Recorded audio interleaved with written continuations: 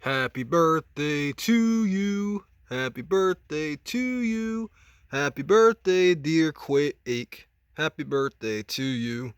Today, June 22nd, 2021, is the 25th birthday, 25th anniversary, whatever you want to say, of the video game called Quake from id Software. Absolutely, this game changed everything about first-person shooters. And I just wanted to show you guys, first of all, I am the maker of the 4K Quake demos archive, which I will be adding even more today, as much as I can within the time allotted. But I wanted to show you the original Quake disc. As far as I know, the CD was the first version of this. I may be wrong, it may have been the floppy. But anyway, let's see. Up close, we had the RSAC advisory. I don't remember the profanity being that big of a deal. But yeah, definitely, I agree with that. This is the front cover of the box. Unfortunately, I cut it up back in the day. And, what can I say? I put it on my wall. As you can, there's holes in this from thumbtacks. I put it up on my wall. I don't know what happened to the back of the box, but anyway, let's open up the disc. Before that, let's show the back of this. So there you go. Yeah, there it is, Circuit C. That's where it was purchased. 1996, PC CD-ROM. And let's see, why did it just skip frames? That was weird. Alright, so here's all the very interesting art design. But here's the granddaddy of them all. And it looks like I'm going to have to up the ISO right now so you can see this better. But it's the Quake symbol on the disc. I guess this is technically how it should look. But this disc is in excellent condition for now. Before I break it, maybe I should just... Oh man, it's hard to do this one-handed. But excellent condition. I think it has like a fingerprint on it, or like just one fingerprint. No scratches. And let me put this back. Again, it's hard to see because everything is dark. But there we go. That's the original CD, and within that is the user manual. It's a color user manual. They really went all out with Quake back then. So there's the front cover. There's the back cover with credits. Trent Reznor did the soundtrack, as we all know. Let me bump down the ISO. So let's just skim through it a little bit. Yes, a full color user manual, and it also had files on the disc itself. I believe Quake was originally a 19 megabyte game, and now, it's this team of people recreated Quake. They made all the graphics high definition, so and they also made a 60 frames per second game engine. Just Quake, you have to understand, changed lives. It changed my life.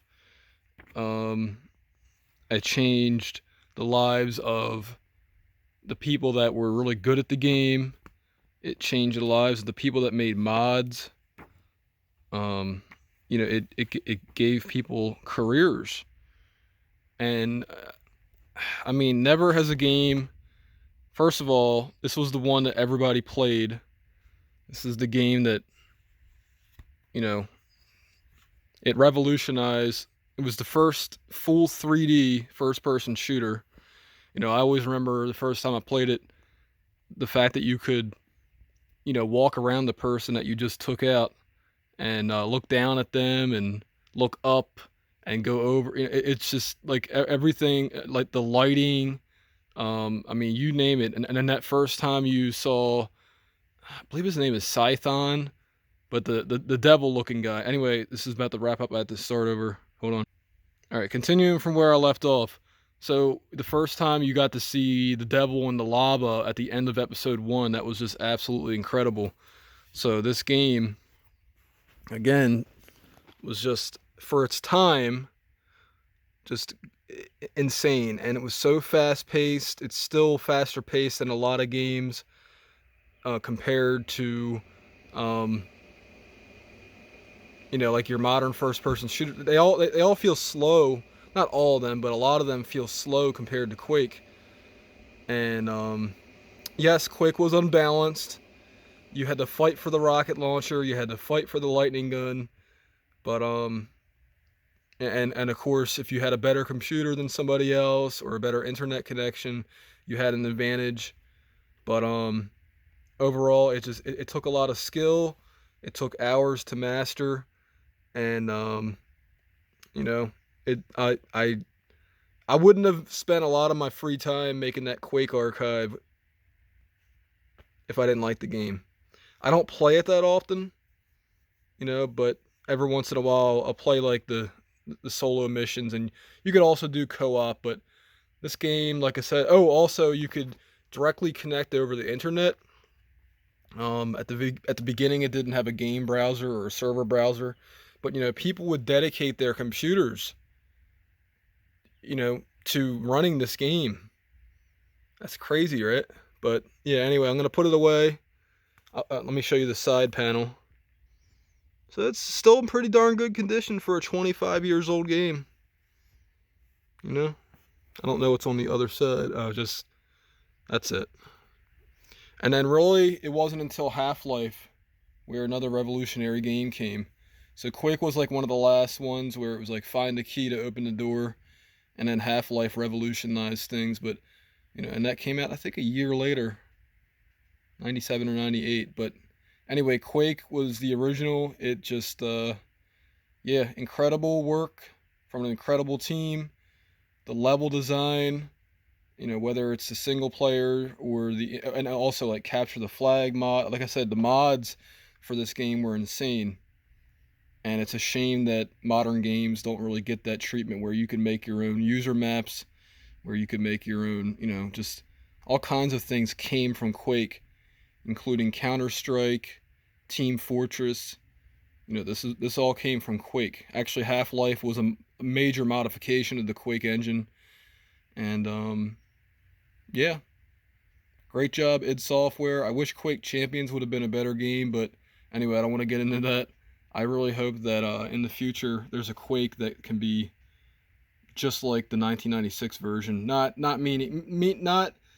like a castle type of theme, but just where there's a lot of community involvement. But I don't think we're gonna come back to that. I guess the closest thing we have to that nowadays is like Fortnite. And anyway, I digress. Thank you all for watching. Again, happy birthday to Quake.